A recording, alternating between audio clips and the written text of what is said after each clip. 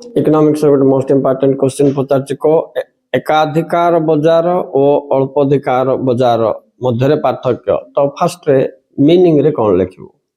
जो बजार रे आदो प्रतियोगिता होए नहीं ताहाको एकाधिकार बजार कहा जाए आउ क्रेता विक्रेता संख्या अधिक संख्यक क्रेता थिबे ताहाको मात्र विक्रेता जणे विक्रेता थिबे कम विक्रेता जणे थिबो ताहाको एकाधिकार बजार कहा जाए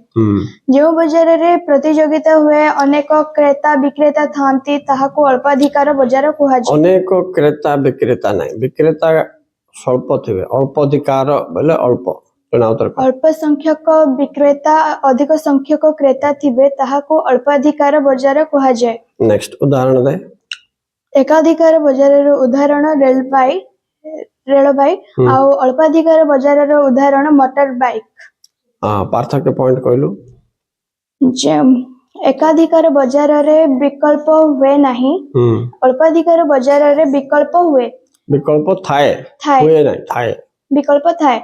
एकाधिकार बजार विभेदीकरण हुए नहीं अल्पाधिकार बजार रे विभेदीकरण होई थाए एही बजार गुडी करे लाभ केबेली थाए को एकाधिकार बजार रे अधिक लाभ थाए अल्पाधिकार बजार रे लाभ कम थाए राइट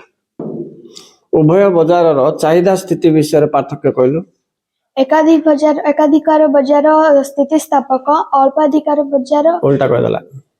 एकाधिकार बजार अस्थिति स्थापक चाहिदा अस्थिति स्थापक चाहिदा और अल्पाधिकार बजार स्थिति स्थापक चाहिदा थाए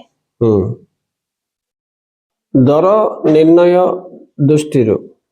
कि दृष्टिरु दर निर्णय दृष्टिरु एकाधिकार और अल्पाधिकार बजार रे कौन पार्थक्य अछि एकाधिकार बजार रे विक्रेता दर सृष्टि करे अल्पाधिकार बजार रे विक्रेता दर सृष्टि करंती